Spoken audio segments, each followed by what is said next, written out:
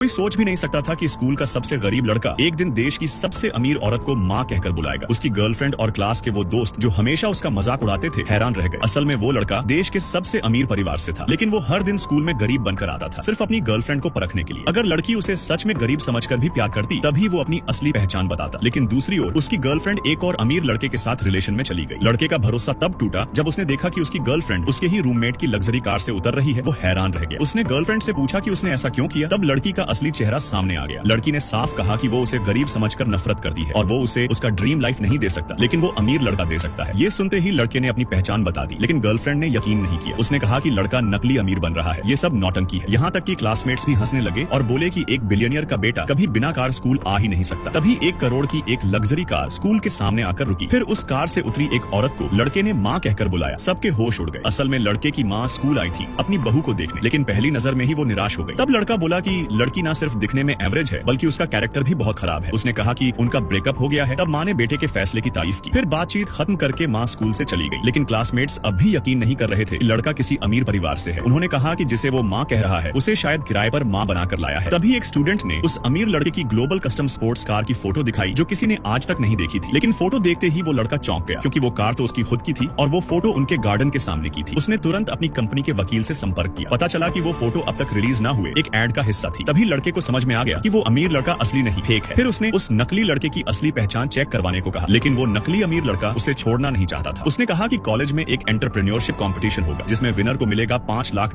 का इनाम। उसने उस लड़के को चैलेंज दिया हिस्सा लेने का। लड़का तुरंत मान गया। शर्त थी कि अगर वो हार गया तो सबके सामने घुटनों पर बैठकर माफी मांगनी होगी और स्कूल हमेशा के लिए छोड़ना होगा। लेकिन लड़के को पहले से पता था कि उस लड़के की असलियत क्या है। वो था ऐसा इंसान जिसे उसका परिवार फाइनेंशियल हेल्प देता था, लेकिन वो उस हेल्प का गलत इस्तेमाल करता था और लड़के की पहचान चुराकर स्कूल में अमीर बनकर घूमता था।